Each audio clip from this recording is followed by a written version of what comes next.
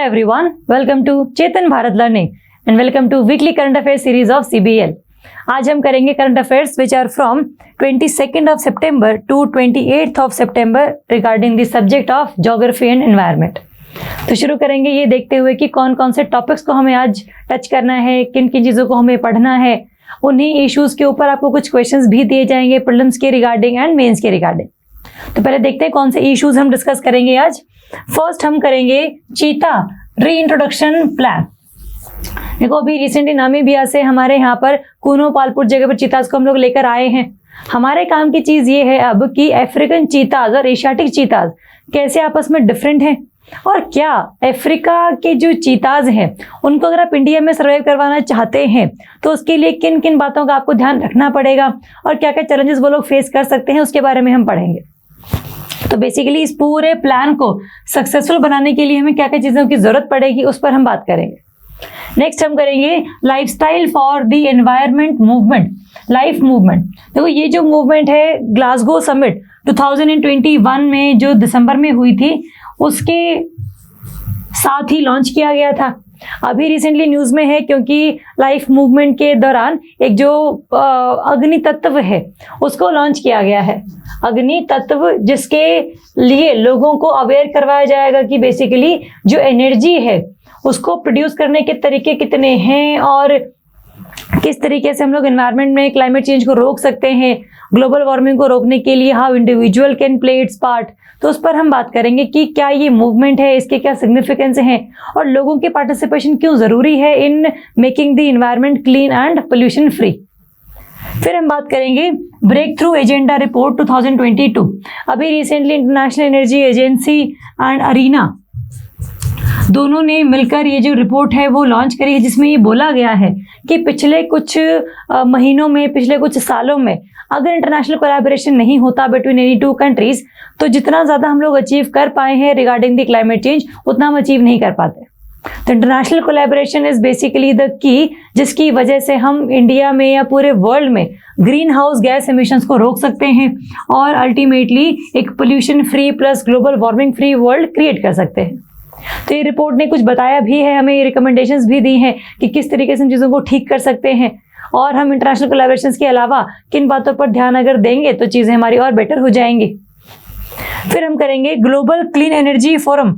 अभी recently India ने इस ग्लोबल क्लीन एनर्जी फोरम में पार्टिसिपेट किया है। इसके दौरान हमें इसमें जिन भी ऑर्गेनाइजेशंस ने पार्टिसिपेट किया है उनके रिगार्डिंग पता हो कि कब बनी थी, क्यों बनी थी, इनके क्या मकसद हैं। क्योंकि जो क्वेश्चंस आपके एनवायरनमेंट के आएंगे ना उसमें बेसिकली ऑर्गेनाइजेशंस पर काफ़ी क्वेश्चंस आते हैं कि ये ऑर्गेनाइजेशन का हेडक्वार्टर कहाँ पर है, इसकी एस्टैब्लिशमेंट कब हुई थी, किस समिट में ये निकल कर सामने आई थी। तो इन सब बातों पर काफ़ी ध्यान देने की ज़रूरत है हमें। तो इसमें हम इसकी बात करेंगे क्लीन एनर्जी फोरम की। इन्हीं चार इश्यूज के ऊपर कुछ आपको क्वेश्चंस प्रीलिम्स के रिगार्डिंग दिए जाएंगे और एक आपको मेंस का क्वेश्चन दिया जाएगा जिसको आप लिखेंगे और हमें कर देंगे मेल। तो हमें हल्की सी क्लैरिटी है कि इस पूरी वीडियो में हम क्या करने जा रहे हैं। तो शुरू करेंगे with our first topic.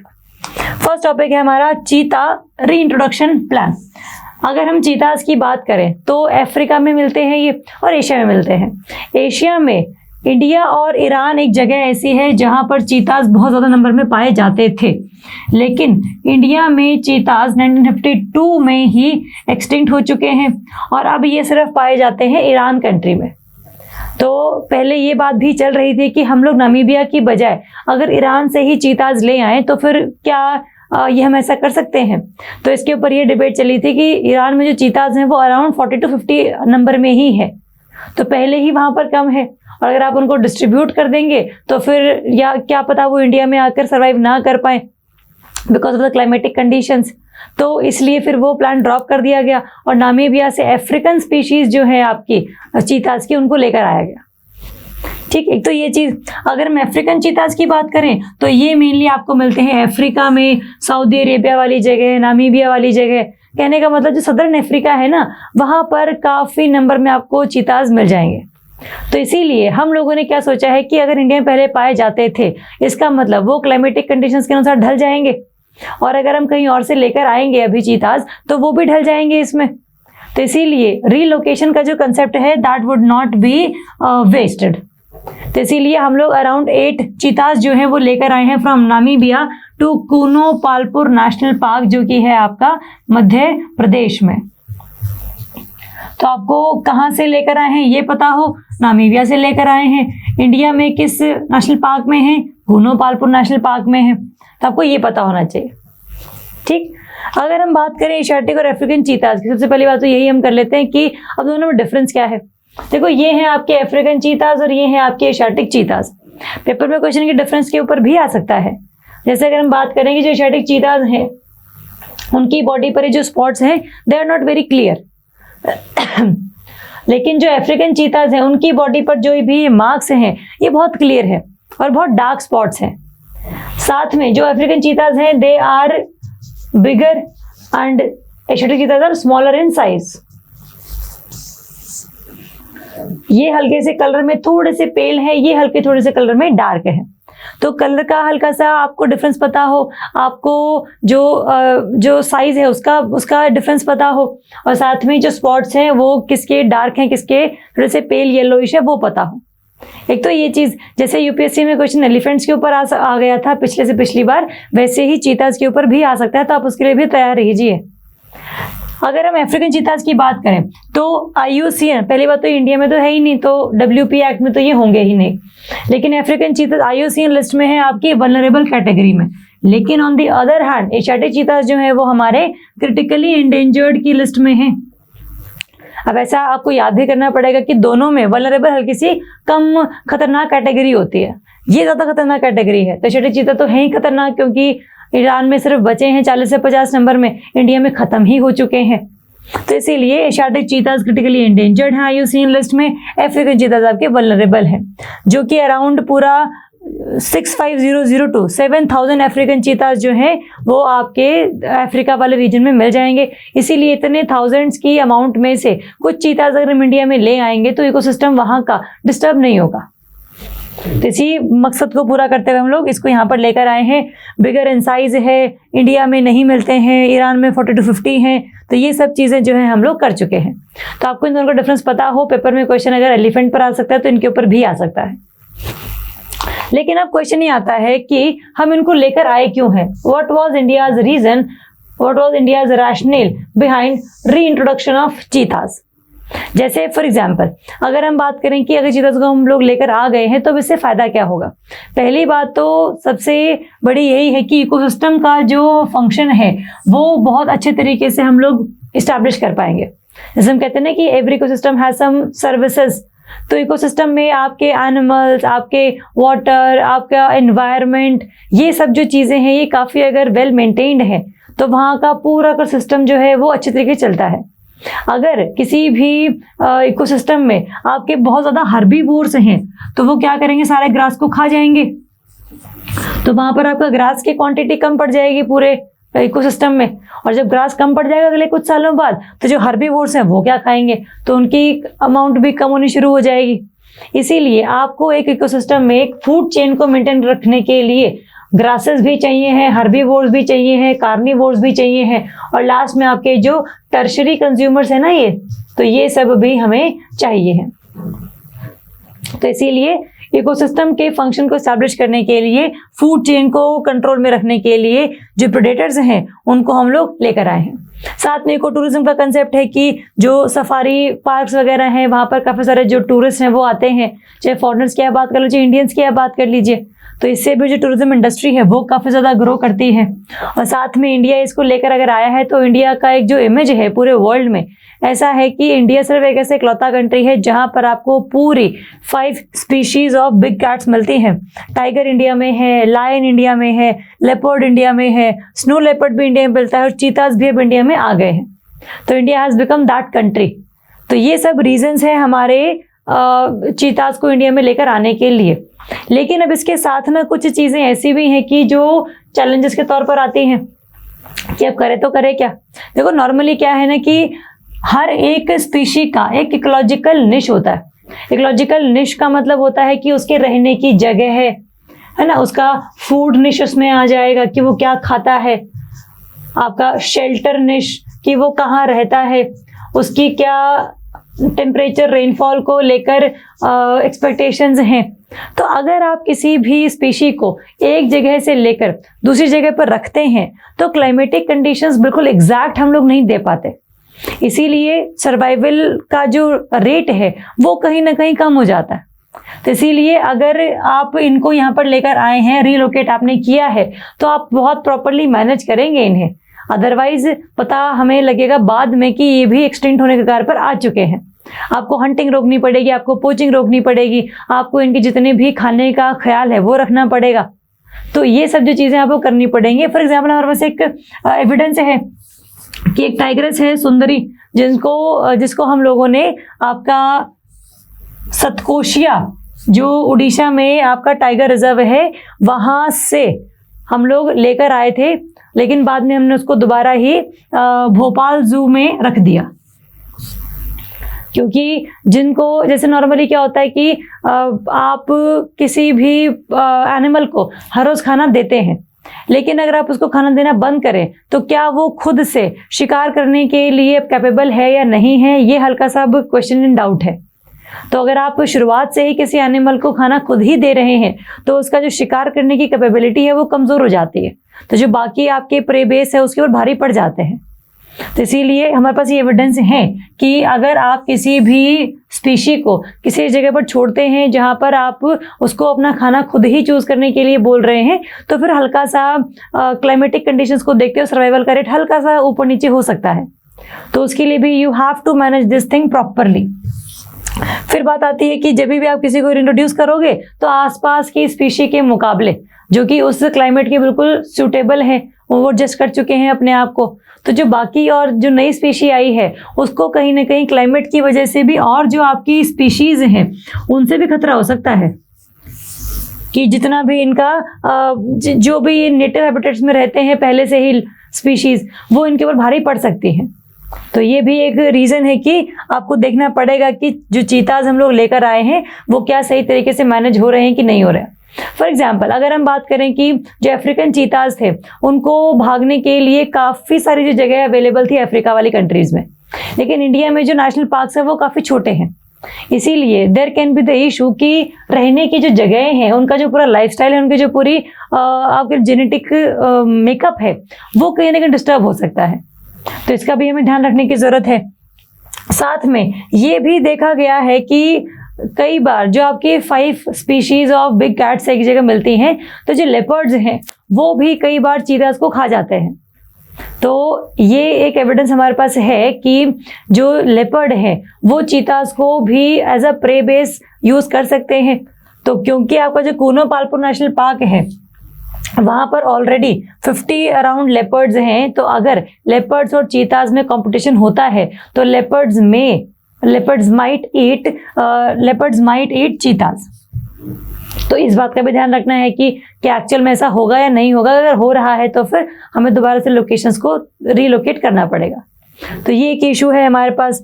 Rehabilitation concern है कि अब आपको किसी एक जगह पर किसी भी स्पीशी को दोबारा से कंजर्व करना है, प्रोटेक्ट करना है, तो उसको रहने के लिए आपको एक्स्ट्रा जगह देनी पड़ेगी, क्योंकि वो जो इकोसिस्टम था वो तो बाकी नेटिव स्पीशीज के लिए अच्छा चल रहा था।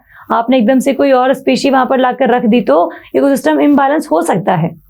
इसीलिए उसको थोड़ा सा एरिया को और ज़्यादा इंक्रीज करने के लिए आपको जो आसपास के गांव हैं उनको भी अब वहाँ से लोगों को भी निकालना होगा क्योंकि आपको एनिमल्स को कंजर्व ज़्यादा करना है। तो इस वजह से थोड़ा सा जो ह्यूमन एनिमल कॉन्फ्लिक्ट है वो बढ़ ना जाए, इसी के लिए आपको लोगों को अपनी जगहों से थोड़ा सा निकालना होता है क्योंकि आपको एनवायरनमेंट को भी देखना है। तो ये भी जो लोग हैं काफ़ी प्रोटेस्ट कर सकते हैं। माइग्रेशन होगा, डिस्प्लेसमेंट होगी।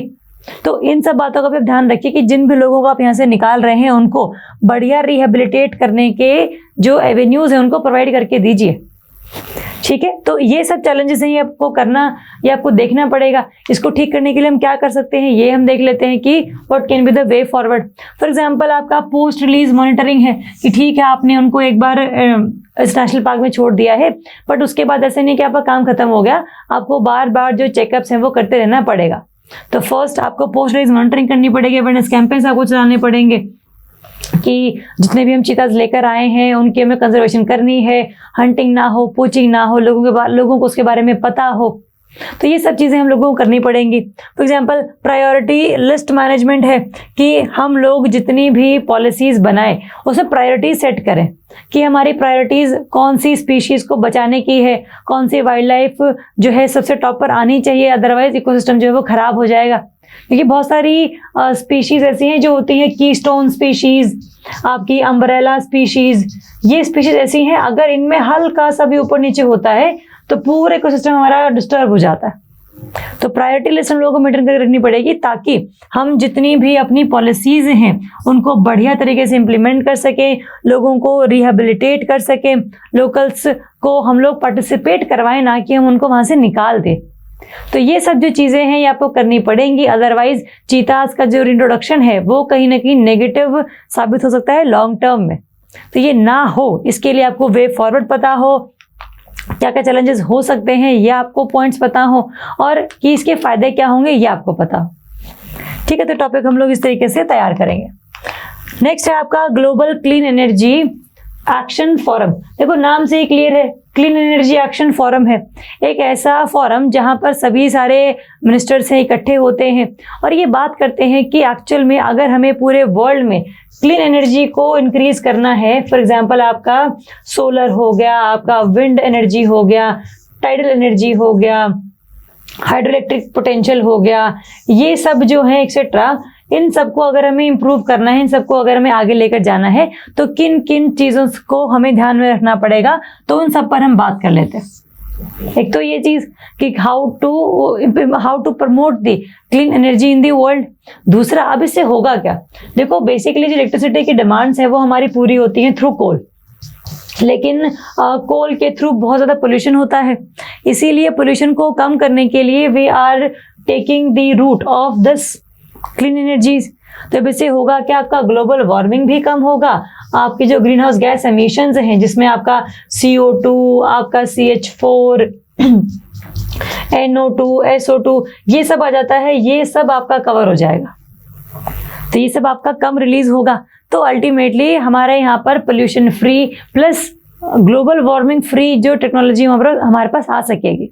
तो यही सब डिस्कस करने के लिए जो डिफरेंट मिनिस्टर्स हैं वो बैठते हैं जगहों पर जहाँ पर ये सारी बात करते हैं कि मिशन इनोवेशन की ये थी आपकी 7th मिनिस्टीरियल मीट, और इसमें आपकी जो 13 क्लीन एनर्जी मिनिस्टीरियल मीट है वो भी जॉइंटली ही कंडक्ट कर दी गई है सितंबर वाले मंथ में।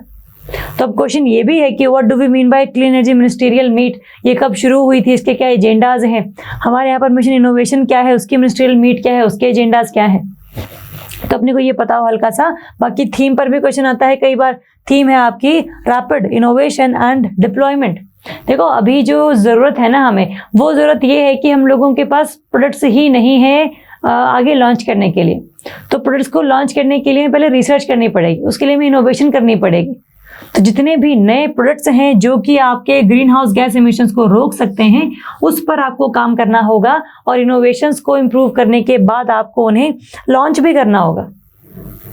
तो ये सब जो बातें हैं ये सब डिस्कस किया गया है इस ग्लोबल क्लीन एनर्जी फोरम में, जो कहाँ हुआ है आपका पेंसिल्वेनिया, यूनाइटेड स्टेट्स। नेक्स्ट अगर हम बात करें कि इस मीटिंग में और क्या क्या हुआ है, देखो इंडिया ने बहुत सारी मीटिंग्स में जब अटेंडेंस दी है अपनी, तो हम लोगों ने हमेशा बोला है कि क्लीन एनर्जीज को प्रमोट करने के लिए हम लोग क्या कर रहे हैं। इंडिया के अपने खुद के INDCs हैं जिसको हम लोग क्या बोलते हैं, पंचामृत ऑब्जेक्टिव्स। पंचामृत जो हम लोगों ने ग्लासगो समिट में डिसाइड किए थे कि हम लोग ये कर देंगे 2030 तक, वो कर देंगे 2030 तक, तो वही सारे थे हमारे। फॉर एग्जाम्पल कि हमें 2030 तक आते आते जो 50% एनर्जी है वो प्रोड्यूस करनी है through non fossil fuel based energy. एक ये है हमारा, हम लोगों को नेट कार्बन एमिटर बनना है 2070, सॉरी नेट कार्बन एमिटर नहीं, हमें कार्बन न्यूट्रल बनना है 2070 तक। तो ऐसे से ना 3-4 और हैं आपके ऑब्जेक्टिव्स जो कि हम लोगों ने डिसाइड किए थे कि हम लोग 2030 तक आते आते इन सब चीज़ों को अचीव कर लेंगे। तो एक तो ये चीज़, तो इंडिया ने इसके बारे में बोला है कि हम लोगों ने क्लीन एनर्जीज को प्रमोट करने के लिए काफ़ी बड़े लेवल पर पेरिस अग्रीमेंट में भी, ग्लासगो समिट में भी सभी पर बात की है। हम लोगों ने अपने यहाँ पर इंडिया का कूलिंग एक्शन प्रोग्राम लॉन्च किया है, जिसमें हम लोगों ने जिसमें हमने लोगों की जो रेफ्रिजरेशन की डिमांड है उसको आर्टिफिशियली पूरा ना करने के बजाय उसको नेचुरली पूरा करने का डिसीजन लिया है। फॉर एग्जाम्पल, आपका जो लाइफ है वो इस तरीके से हम लोग, लाइफस्टाइल जो आपका इस तरीके से हम लोग मेंटेन करेंगे कि आपको रेफ्रिजरेशन की जरूरत ना ही पड़े। आपके जो रेफ्रिजरेशन अगर है भी तो that refrigeration should be sustainable refrigeration. जैसे हम कई बार कहते हैं कि पूरे किसी प्रेमाइसेस में जो सेंट्रल कूलिंग है वो ज़्यादा इफेक्टिव होती है as compare to different types of ACs. तो ऐसी रेफ्रिजरेशन को हम प्रमोट करेंगे जो कि सस्टेनेबल रहेगी एनवायरनमेंट के लिए भी और ह्यूमंस के लिए भी। ठीक, तो ये बात ध्यान रखेंगे। तो ये सब इंडिया ने बोला है कि हम लोग बहुत शुरुआत से ही इसके ऊपर काम करते हुए आ रहे हैं और they can be act as a model for different countries. That India has launch the India का cooling action programme for 20 years। India has launch the INDCs, जिसमें हम लोग कम से कम चाह रहे हैं कि एमिशन इंटेंसिटी हमारी कम हो जाए बाय 33 to 35% बाय 2030। तो ये हम कर रहे हैं। साथ में इंडिया ने बहुत बार ये भी बोला है कि इंडिया का जो टारगेट है वो है 2030 तक आते आते हम लोगों को रिन्यूएबल एनर्जी से जो एनर्जी प्रोड्यूस करनी है वो रहेगी अराउंड 500 गीगावाट। 500 गीगावाट जो है कम से कम हम लोग कम से कम जनरेट करेंगे हम by the usage of renewable energies. तो ये सब इंडिया कर रहा है। इंडिया बोलता भी है कि हम लोग ये सब में काम कर रहे हैं, तो इंडिया काफ़ी ज़्यादा चीज़ें जो है अचीव ऑलरेडी कर भी चुका है। इसके साथ अगर हम बात करें कि what do we mean by this clean energy ministerial meet, जैसे हम लोगों ने भी देखा ना कि जॉइंट मीटिंग हुई है ये इस मिनिस्टीरियल प्लस मीट की और मिशन इनोवेशन मिनिस्टीरियल मीट की। तो ये दोनों क्या चीज़ें हैं, इस पर हम कैसे बात करते हैं, तो उसके ऊपर क्वेश्चन कई बार आ जाता है। तो अगर हम CEM की बात करें तो 2009 में इसको इस्टेब्लिश किया गया था, जब कोपेनहेगन में UNFCCC की मीटिंग हुई थी। जब कोपेनहेगन में UNFCCC की मीटिंग हुई थी तब जो है ये लॉन्च किया गया था। इसके जो भी एजेंडाज हैं, इसके प्रोटोकॉल्स, किस तरीके से काम हम लोग करेंगे, वो 2016 में हम लोगों ने लॉन्च किया था कि जितने भी इस मिनिस्टीरियल मीट में हम लोग बात करेंगे उसके पीछे के क्या मकसद होंगे। हम लोग इनोवेशंस पर बात करेंगे, हम मेंबरशिप पर बात करेंगे, इसका जो भी गवर्नेंस स्ट्रक्चर रहेगा वो हम डिसाइड हम पहले ही कर लेंगे।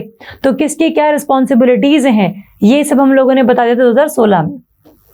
और उसके बाद जो है काफ़ी बड़े लेवल पर इसकी मीटिंग्स जो है वो होती रहती हैं, कभी 1 साल में 2 बार, कभी 2 साल में 1 बार मीटिंग्स होती रहती हैं। That depends upon the need कि कितना हमें ज़रूरत है पूरे वर्ल्ड को मिलने की अभी।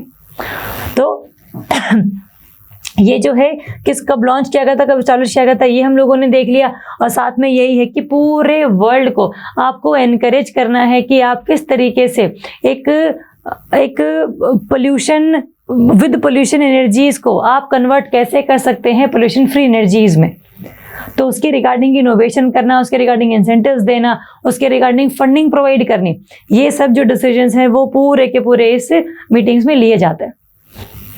ठीक बात है। नेक्स्ट अगर हम मिशन इनोवेशन की बात करें तो ये हम लोगों ने शुरू किया था 30 नवंबर 2015 जब हम लोगों ने पेरिस अग्रीमेंट किया था UNFCCC का।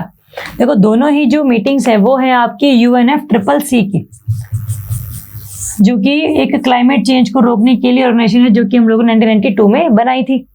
तो उसका ही अलग ये पार्ट है। जब पेरिस अग्रीमेंट हुआ था, पेरिस मिशन हुआ था, तब हम लोगों ने मिशन इनोवेशन को लॉन्च किया था।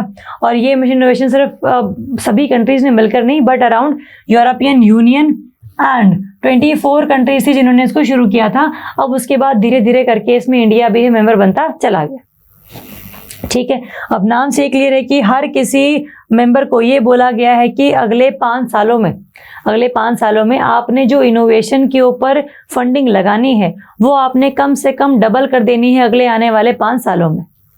अदरवाइज जो पूरा का पूरा एम है हमारा इसको एस्टेब्लिश करने का वो खत्म हो जाएगा। तो पेपर में क्वेश्चन मिशन इनोवेशन ऑर्गेनाइजेशन पर भी आ सकता है, CEM पर भी आ सकता है, ग्लोबल एनर्जी फोरम कहाँ पर हुआ है इसके ऊपर भी आ सकता है। इंडिया के INDCs क्या है, इंडिया का कूलिंग एक्शन प्रोग्राम क्या है। तो ये सब चीज़ों पर आपके क्वेश्चंस बन सकते हैं प्रीलिम्स में, तो हम उसके लिए तैयार रहेंगे। चलो नेक्स्ट हम बात करेंगे लाइफ मूवमेंट की।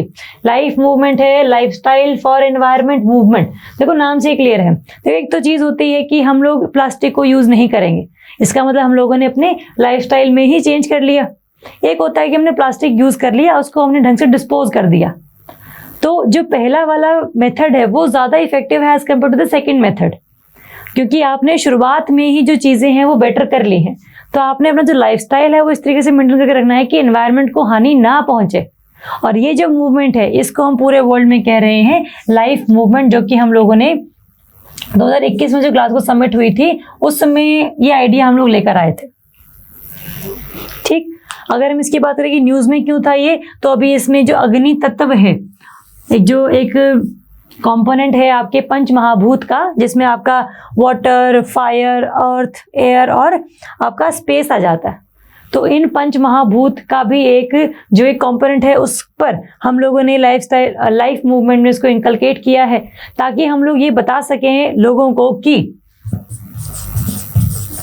जो एनर्जी है वो किस तरीके से हम प्रोड्यूस करें कि कम से कम उसका इम्पैक्ट नेगेटिव वाला आपकी लाइफ पर पड़े।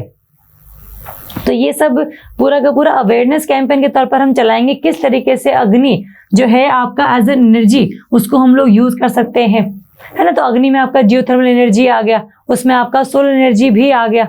तो जितनी भी आपकी क्लीन एनर्जीज हैं उनको हम कैसे प्रमोट कर सकते हैं, उसके लिए हम लोगों ने चलाया है ये आपका अवेयरनेस कैंपेन अग्नि तत्व लाइफ मूवमेंट के अंडर। ये अपने को हल्की सी क्लैरिटी है। अगर हम बात करें कि ये क्या, इसके ना 3-4 चीजें जो आपको पता हो, जब भी लाइफ मूवमेंट आपके दिमाग में आए तो आपके दिमाग में 4 चीजें और आनी चाहिए। जैसे for example you have to do mindful and deliberate utilization, कि आपने जो भी रिसोर्स यूज करना है that should be utilized, that should not be wasted. तो एक तो ये आपने करना है। यूज एंड डिस्पोज, जो इकोनॉमी है आपकी उसको हमें चेंज करना है, और हमें उसको चेंज करना है विद दी सर्कुलर इकोनॉमी, कि यूज एंड डिस्पोज नहीं है, यूज है दोबारा से रीयूज है, ताकि जो एक पूरा इंडस्ट्री है वो हमारा चलता रहे और साथ में सर्कुलर इकोनॉमी जो है हमारी प्रमोट होती रहे। तो ये आपको पता हो। एंड लास्ट में this is basically the pro planet people, कि ये जो पूरा मूवमेंट है ये सिर्फ लोगों के हक में नहीं है, ये आपके प्लैनेट के हक में है। अगर आप प्लैनेट अर्थ को नहीं समझेंगे ढंग से तो अल्टीमेटली जो रिसोर्स है वहाँ पे खत्म हो जाएंगे बहुत धीरे धीरे करके। तो इसीलिए जब भी आप लाइफ मूवमेंट को सोचें तब आपके दिमाग में ये आना चाहिए कि utilization of resources in a very mindful and deliberate manner, use and dispose की जगह सर्कुलर इकोनॉमी को हमें लेकर आना है, प्रो प्लैनेट पीपल अप्रोच हम लोगों को अपनानी है, तभी जो है आपका life movement will be successful. तो लाइफ मूवमेंट क्या है, क्यों है, ये अपने को पता होना चाहिए। और इसमें इंडिया ने ये भी बोला है, जब हमने लॉन्च किया था, कि इंडिया ने ना बहुत सारी चीजें ऑलरेडी अचीव कर भी ली हैं। जैसे फॉर एग्जांपल इंडिया ने बोला कि हमारा जो फॉरेस्ट कवर है वो भी हमारा इंक्रीज कर रहा है। हमारे यहाँ पर number of tigers, number of elephants, number of snow leopard, ये सब इंक्रीज कर रहे हैं। तो इंडिया में जो फॉरेस्ट कवर है अभी 21.71% है, जो कि पिछले सालों के मुकाबलों में बढ़ा है। तो दैट शोज इंक्रीज। तो फर्स्ट थिंग ये इंडिया में जो इंडिया की रिन्यूएबल एनर्जी इंस्टॉल्ड कैपेसिटी है कि इतनी तो हम लोग इंस्टॉल ऑलरेडी कर चुके हैं, दैट स्टैंड्स एट 150.54 गीगावाट, जिसमें सोलर का सबसे ज्यादा रेशो है अराउंड 48.55 गीगावाट, विंड का 40.03 गीगावाट। आप लोगों के लिए क्वेश्चन कैसे बन सकता है कि आपको ये चारों पांचों जो एक लाइन में दे रखे होंगे और आपसे पूछेंगे कि arrange the following renewable energies की कैपेसिटीज जितनी इंडिया में इंस्टॉल्ड है। तो इंडिया में सोलर पहले है, फिर विंड बाद में है, फिर आपका स्मॉल हाइड्रो पावर है, फिर बायो पावर है, बायोगैस वाला, एंड फिर है आपका लार्ज हाइड्रो पावर। तो स्मॉल पहले है, लार्ज बाद में है, और लास्ट में आपका न्यूक्लियर जो है दैट स्टैंड्स एट 6.78 गीगावाट। तो क्वेश्चन इंडिविजुअल पर भी बन सकता है, क्रोनोलॉजिकल ऑर्डर में भी बन सकता है, तो उसके लिए हम तैयार रहेंगे। तो इंडिया ने बहुत ज़्यादा जल्दी ही अपना जो टारगेट है 150.4 गीगावाट का ये अचीव अप कर लिया है। तो that's kind of an achievement. India ने और भी जो अपनी एक जो INDC था जिसमें ये बोला था कि हम 2030 तक आते आते अपनी जो इंस्टॉल्ड इलेक्ट्रिसिटी कैपेसिटी है उसको 40% हम कहाँ से उगाएंगे, from the non fossil fuel based sources. और ये हम ऑलरेडी अचीव कर चुके हैं, जिसमें हम लोग 9 साल आगे चल रहे हैं। तो ये तो बहुत ही बड़ी अचीवमेंट है, क्योंकि हम लोगों ने 9 साल पहले टारगेट अपना अचीव कर लिया। तो अब इस टारगेट को हम लोगों ने कैसा और इंक्रीज कर दिया है, ताकि हम लोग अगले आगे 9 सालों में भी काम करते रहें। तो ये एक अचीवमेंट है। इंडिया ने अभी जो 10% इथेनॉल ब्लेंडिंग का टारगेट रखा था पेट्रोल में, उसको भी अचीव कर लिया है। और ये भी हम लोगों ने बहुत जल्दी अचीव किया है, क्योंकि जितना 10% ब्लेंडिंग है ना, उससे पहले 5% ब्लेंडिंग था, 2.5% ब्लेंडिंग था। ये बहुत स्लोली हम लोगों ने अचीव किए हैं, लेकिन 5% के बाद 10% होने में ज़्यादा टाइम नहीं लगा है। तो that is also a kind of an achievement.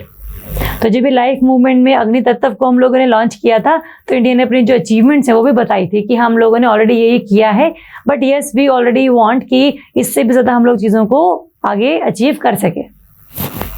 तो ये ध्यान रखेंगे। नेक्स्ट है आपका ब्रेक थ्रू एजेंडा रिपोर्ट 2022। देखो ये जो रिपोर्ट है, ये पहली बात तो पब्लिश किसने करी है, ये क्वेश्चन भी आ सकता है। It is released by IEA international energy agency and international renewable energy agency IRENA। इन दोनों की कोलैबोरेशन से ये जो रिपोर्ट है वो बनाई गई है, जिसमें ग्रीन हाउस गैस एमिशंस को कम करने में जो इंटरनेशनल कोलैबोरेशंस हैं उनके ऊपर काफ़ी बातचीत की गई है। जैसे फॉर एग्जांपल अगर हम इसकी बात करें ग्रीन हाउस गैस एमिशंस की, इसमें सबसे ज़्यादा जो एनर्जीज हैं वो आपकी जो GHGs की एमिशन है वो सबसे ज़्यादा बिकॉज ऑफ पावर की वजह से हुई है। पावर की वजह से that we are generating the electricity from thermal power plant. तो इस वजह से पावर ने बहुत ज़्यादा ग्रीन हाउस गैसेस को रिलीज किया है, स्पेशली आपका SO2 एंड आपका CO2 प्लस आपके सल्फर हेक्साफ्लोराइड भी। तो ये इसके लिए रिस्पॉन्सिबल है। आपका एग्रीकल्चर रिस्पॉन्सिबल है for the CH4।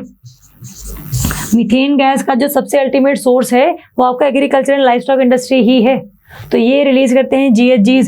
For example road transport 10%, road transport जो है आपका जो व्हीकल्स आप यूज करते हैं उसमें से स्पेशली निकलता है NO2। तो जितनी भी आपकी ग्रीन हाउस गैसेज हैं ये हर किसी के लिए अलग अलग हैं, और हर कोई चीज इसके लिए रिस्पॉन्सिबल है कि हाँ they are contributing in the greenhouse gas emissions. Steel industries हैं आपकी, they are also generating around 5% of greenhouse gases. तो इस वजह से बहुत सारे एमिशंस जो है सिर्फ अराउंड 3 या 4 सेक्टर्स कर रहे हैं। इसीलिए हमें कम से कम सेक्टर वाइज चलना होगा इंटरनेशनली, तभी हम चीज़ों को अचीव कर पाएंगे। जैसे हमने सोचा क्या है अभी कि हम लोग 5 सेक्टर्स पर काम करेंगे, power, hydrogen, road transport, steel and agriculture.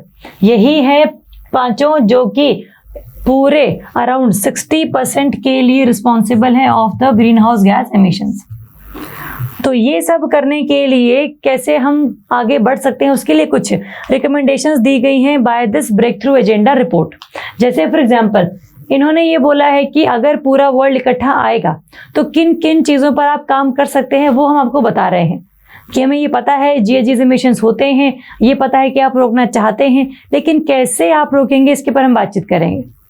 तो इससे पहले पर में क्वेश्चन कैसे आ सकता है वो हम देख लेते हैं। देखो मेंस में ये सब चीज़ें जो है आप लोग लिखेंगे तो बेटर आपको मार्क्स मिलते हैं। जब आप किसी रिपोर्ट को कोट करके लिखते हैं ना कि हाँ इनके द्वारा रिकमेंडेशन दी गई थी, तो वो चीज़ ज़्यादा आपको मार्क्स दिलाएगी एज कम्पेयर टू कि हाँ हमें ये लगता है। तो एक तो हम इनको यूज कर सकते हैं मेंस में। प्रीलिम्स में जो क्वेश्चन है वो आपका आ सकता है फ्रॉम दीज सेक्टर्स, कि आपको 5 जो सेक्टर्स हैं वो लिख के दे देंगे। अगेन आपसे पूछेंगे कि बताइए कौन सा सेक्टर ऐसा है जो कि मैक्सिमम रिस्पॉन्सिबल है for the greenhouse gas emissions. तो वो आपके लिए क्वेश्चन बन सकता है। ये जो रिपोर्ट रिलीज किसने करी है इसके ऊपर क्वेश्चन बन सकता है। तो हर टॉपिक में से प्रीलिम्स का और मेंस का क्वेश्चन इजीली बन सकता है, तो हम सभी के लिए तैयार रहेंगे। तो अगर मैं इसके रिकमेंडेशंस की बात करूं तो देखो इसमें क्या बोला गया है कि लो कार्बन पावर सिस्टम्स, ऐसी पावर जनरेशन लोगों को करनी है जिसमें कम से कम कार्बन एमिट होता हो।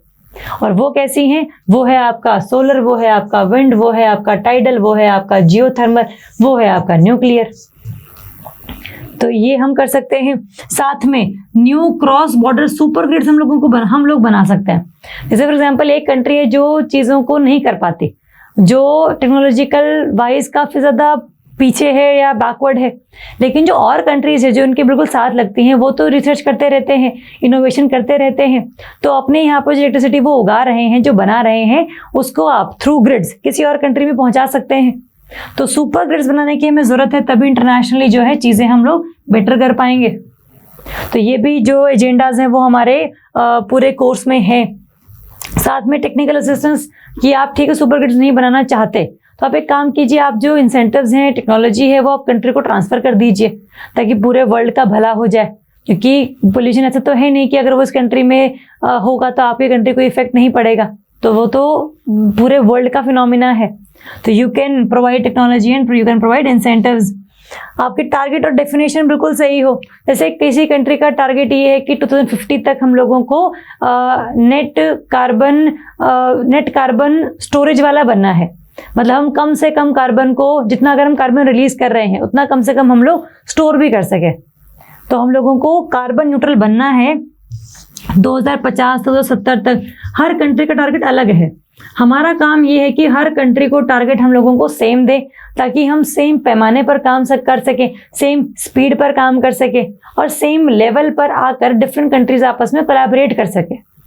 तो ये सब चीज़ें हम करें। साथ में चार्जिंग इंफ्रास्ट्रक्चर, अदरवाइज जो आपके हाइड्रोजन फ्यूल सेल्स हैं या फिर आपकी normal batteries, hydrogen fuel cell तो चलो फिर भी हाइड्रोजन फ्यूल को यूज़ करता है, उसमें चार्जिंग की ज़रूरत नहीं पड़ती। लेकिन जो बाकी और आपके इलेक्ट्रिक व्हीकल्स हैं उनको चार्जिंग की ज़रूरत पड़ती है, जिसमें हम नॉर्मल बैटरीज लिथियम वाली यूज़ करते हैं। तो उसके रिगार्डिंग आपको पूरे जगहों पर चार्जिंग स्टेशंस लगाने पड़ेंगे। तो ये आप कर सकते हैं। अगेन सिर्फ गवर्नमेंट ही नहीं बल्कि जो प्राइवेट सेक्टर है उसको भी हम इन्वॉल्व कर सकते हैं। तो ये हम करेंगे तो बेटर रह जाएंगे। और साथ में जितनी भी आपकी एग्रीकल्चर है जो कि रिस्पॉन्सिबल है फॉर द CH4 एमिशन, अगर आप वहाँ पर भी इरिगेशन के मेथड्स, क्रॉपिंग पैटर्न्स, आपके क्रॉपिंग वैरायटीज़, अगर आप इसको डेवलप करेंगे तो ज़्यादा बेटर हमें रिजल्ट्स मिलेंगे। तो ये कुछ रिकमेंडेशंस हैं जो कि हमें इस रिपोर्ट ने बताई है कि अगर आप ये सब करेंगे by collaborating with each other internationally तो हम लोग क्लाइमेट चेंज को रोक पाएंगे, हम लोग ग्रीन हाउस गैस एमिशंस को रोक पाएंगे। तो ये रिपोर्ट पर कैसे आपके मेन से क्वेश्चन बन सकते हैं, कैसे आपके प्रिलिम्स से क्वेश्चन बन सकते हैं, ये भी हम डिस्कस कर चुके हैं। चलो नेक्स्ट हम देखते हैं कुछ questions for prelims. First question है हमारा, consider the following statement regarding Asiatic चीताज। It is categorized under critically endangered list of IUCN। सही बात है, अफ्रीकन चीताज वल्नरेबल हैं और एशियाटिक चीताज आपके क्रिटिकली एंडेंजर्ड है। It is only found in Iraq नहीं है, it is only found in Iran. अब सिर्फ ईरान में ही रह गए हैं, तो this statement is wrong. They are relocated in Kuno Palpur national park, Orissa from Namibia. ये बात तो सही है, लेकिन कुनो पालपुर नेशनल पार्क का जो स्टेट है वो है मध्य प्रदेश और उड़ीसा। तो सबको सही होने के बावजूद भी आपकी स्टेटमेंट गलत है। पूछा कि आप लोगों से चूज दी इनकरेक्ट स्टेटमेंट, तो only 2 and 3 are wrong. Option B would be the answer. ध्यान से पढ़ना, इनकरेक्ट पूछा है कि करेक्ट पूछा है, और स्टेट और कंट्रीज के कंफ्यूजन में नहीं पड़ेंगे। नेक्स्ट करेंगे, the countries installed renewable energy capacity stands eight how many gigawatt. कि इंडिया में सोलर, टाइडल, विंड इन सबको मिलाकर कितना गीगावाट ऑफ एनर्जी है जो कि हम प्रोड्यूस करते हैं थ्रू रिन्यूएबल एनर्जीज। ऑप्शंस हैं आपके 150.54 गीगावाट, 160.64 गीगावाट, 155.54 गीगावाट और none of the above.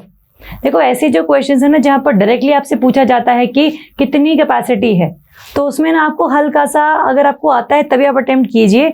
Otherwise ये क्वेश्चंस में नन ऑफ दी अबव भी ऑप्शन सही हो सकता है। अदरवाइज आपको वैसे तो पता होना ही चाहिए कि टोटल है आपकी 150.54 गीगावाट। और सिर्फ यही नहीं पता हो आपको ये भी पता हो कि इसमें सोलर का कितना शेयर है, विंड का कितना शेयर है, स्मॉल हाइड्रो पावर का कितना शेयर है, फिर आपका बायोगैस का, और फिर आपका लार्ज हाइड्रो पावर का, और उसके बाद आपका न्यूक्लियर एनर्जी का। देखो जो न्यूक्लियर एनर्जी है वो ये हम नहीं बोल सकते कि it is the renewable energy, क्योंकि इसमें जो यूरेनियम यूज होता है हमारा that is not the renewable resource, तो ये भी आपका नॉन रिन्यूएबल रिसोर्स आता है। बट ये जो है आपका क्लीन एनर्जीज है, they are the clean energies and they are the non conventional form of energies. तो इन दोनों के, इन पांचों के शेयर कितने हैं, ये भी आप लोगों के लिए होमवर्क है कि कितना कितना शेयर इसमें सबके पास है। टोटल भी आपको पता होगा कि क्वेश्चन आपका इस फॉर्म में भी आ सकता है। ठीक, नेक्स्ट हम करेंगे एक मेंस का क्वेश्चन है, recently released report the breakthrough agenda 2022 focusing on international collaboration to drive faster reduction in greenhouse gas emissions। ठीक बात है, यही बात बार बार बोल रही है वो रिपोर्ट कि जब तक इंटरनेशनली कोलैबोरेशंस नहीं होंगे तब तक जो चीजें हैं हम लोग बेटर नहीं कर पाएंगे। In the light of this statement, discuss the measures that can be taken to reduce these same। अब टू रिड्यूस द सेम का बेसिकली मतलब क्या है, how can you reduce the greenhouse gas emissions. अब measures पूछे हैं, आप सीधा मेजर्स तो लिखोगे नहीं, पहले आप इस रिपोर्ट के बारे में बताएंगे कि हाँ ये जो रिपोर्ट है किस बारे में बात करती है, ग्रीन हाउस गैस एमिशंस के बारे में बात करती है। वो एमिशंस जो हैं वो किस तरीके से हमारे पूरे एनवायरनमेंट में क्लाइमेट चेंज के लिए रिस्पॉन्सिबल है, उसके लिए आप बात करोगे। उसके आप जो कॉन्सिक्वेंस हैं उनके बात करोगे कि क्या नेगेटिवली इफेक्ट पड़ रहा है सभी चीज़ों पर, वाइल्ड लाइफ पर, ह्यूमंस पर, क्लाइमेट पर। एंड लास्ट में आप लिखेंगे कि what can be the measures. अब ये मेजर्स आप जो हैं इस रिपोर्ट के भी लिख सकते हैं जो इसने बताए हैं हमें, या फिर आप जो है वो अपने हिसाब से भी लिख सकते हैं कि किस तरीके से आपको लगता है कि जो चीज़ें इस रिपोर्ट में नहीं बताई गई हैं वो भी आप एज अ पॉइंट कैसे यूज़ कर सकते हैं, तो वो आप इस तरीके से यहाँ पर लिख सकते हैं। ठीक, एंड लास्ट में आप कंक्लूड करेंगे कि जितनी भी चीज़ें हम लोगों ने बताई हैं, अगर इसमें different governments, individual, society, community participate अच्छे से कर लेती है तो चीज़ें हम लोग बढ़िया तरीके से इम्प्लीमेंट कर पाएंगे और जो क्लाइमेट चेंज है उसको रोक पाएंगे, क्योंकि GHGs का एमिशन हम लोगों ने रोक दिया। तो ये सारे जो पॉइंट्स हैं ये आप लोग लिखेंगे इसके रिगार्डिंग, और आप इसको लिखिए और हमें कर दीजिए मेल। विदिन 7 डेज आपको इसका फीडबैक दिया जाएगा। तो क्लैरिटी है हमें। बाकी इस वीडियो में आपको कोई भी डाउट हो, किसी भी तरीके की परेशानी हो किसी भी टॉपिक में, तो आप पूछ सकते हैं, आप कमेंट कर सकते हैं, आप हमें कॉल भी कर सकते हैं। तो क्लैरिटी है हमें। बाकी कोई भी डाउट रहेगा तो हम पूछेंगे। Thank you so much.